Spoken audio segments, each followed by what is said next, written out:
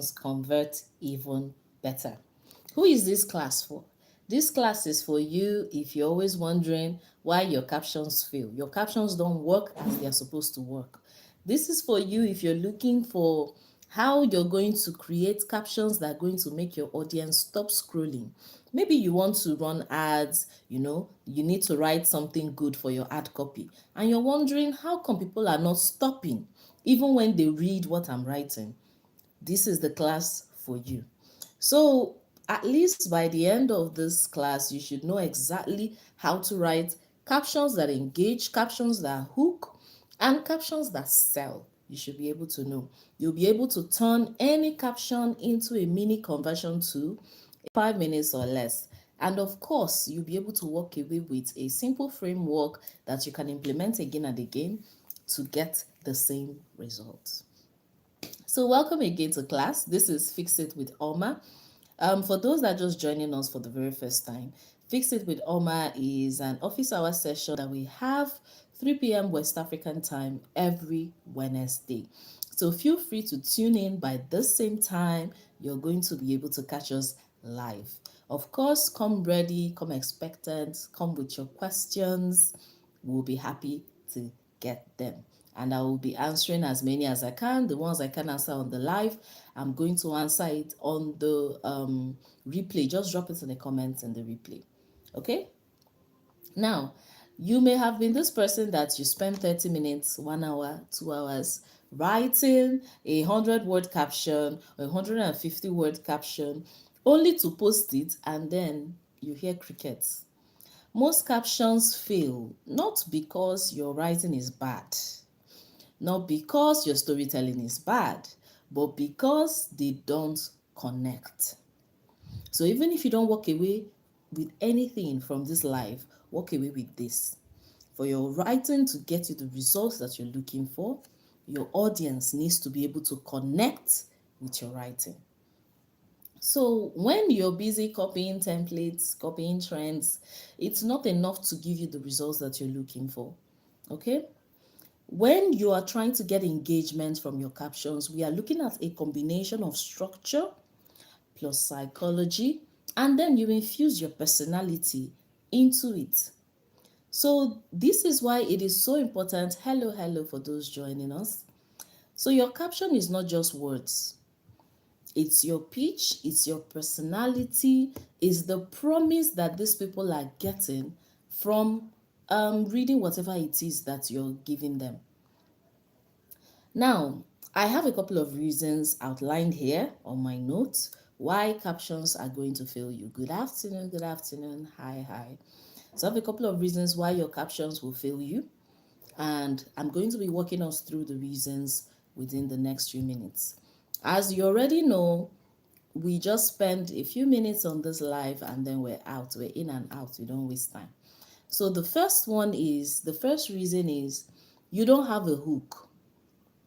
Your first 1 or 2 lines are very boring. When we look at it, we don't feel the need to take action. When we read it, we feel bored, so we just scroll and pass. So if you don't have a hook, you would struggle to build curiosity. You will struggle to bring out curiosity or any form of emotion actually, because those first 2 lines is what is going to get us curious enough to want to now read anything that you have to say in the remaining part of your caption. So this means that if your hook is terrible, or you don't even have a hook at all, we are not even going to read all the beautiful things that you have to say. Even if what you wrote there is that you have the cure to cancer, we are not going to read it because your hook already chased us away.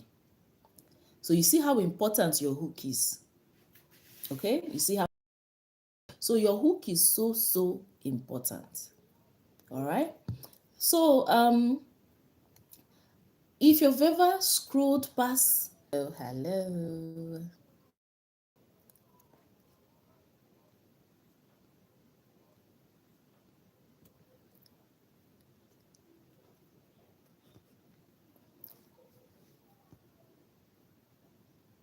Hello, sorry for the break in transmission. So, as we were saying, have you ever scrolled through a caption, you just scrolled past it and you were like, oh no, it's not me that is going to be reading all these things. I can't deal. I'm not going to be reading all these things. Now, the reason you felt that way is because of there was no hook. If there was a hook that had captured your attention the first time, if the hook was not boring, then that means that you would have been able to read the main body of the caption. The fact that you could scroll past was because those first line or the first two lines were not able to capture you. Okay, so another reason, I've already given one, which is our hook. The second reason is that there is no connection. Now, in some cases, you're able to have a hook, and then you're able to get those people to see what you're putting out there, and they're like, okay, this first part captured me, let me continue reading. Then they keep reading and the caption is not helping them connect. It does not speak to their pain points. There is no your captions. They are not finding it relatable in any way. Now, when this is the case, you're going around saying, buy my course, buy my course, blah, blah, blah, blah, blah. If the course is on something like lead generation, it's better for you to say, here is why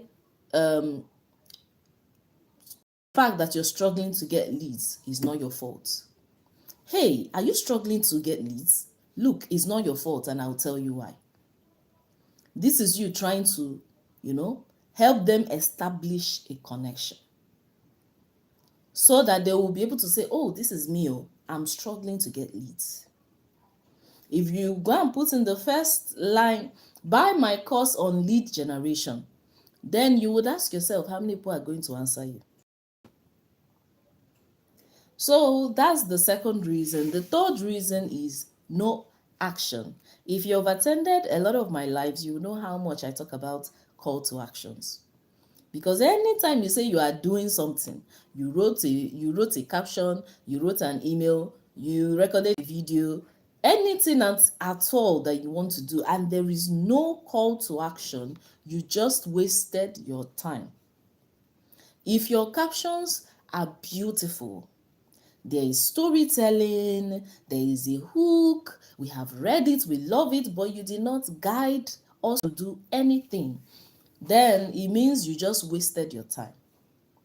Captions are supposed to be guiding your audience to take action on a next step.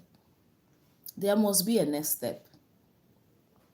Every caption should do one of these three things. It should either educate, it should either entertain, or it should convert.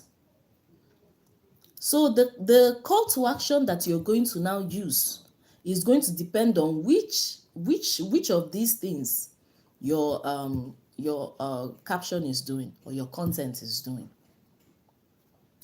If there is no hook, there is no heart, and there is no direction, you are guaranteed that your caption is just words on a screen. You just wrote beautiful words on a screen that is not going to get anybody to take action. Now let's look about fixing it, okay? I hope you're still here and I hope you've been learning something. So looking at how to fix it, I have three steps. No, four. Let's make it four. I have 4 steps that I'm going to share with you on how to fix your captions. And if you implement these 4 steps, I guarantee you that going forward, you will not be having captions that are flopping anyhow. The first step is your hook. You start with curiosity. Start with curiosity. Make us want to read more. Make us want to know more. Okay, I can see some questions. Let me just put this.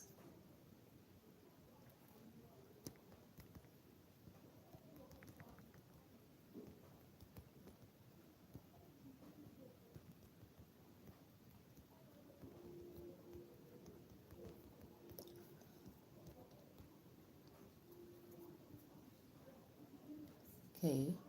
Don't forget to drop your questions if you have any.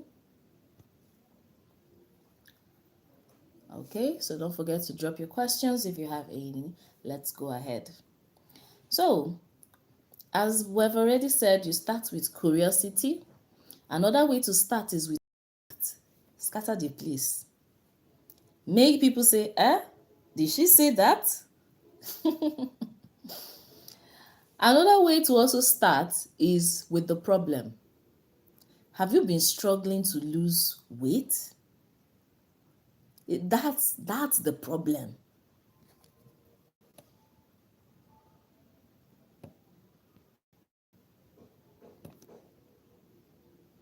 Okay, welcome back, welcome back.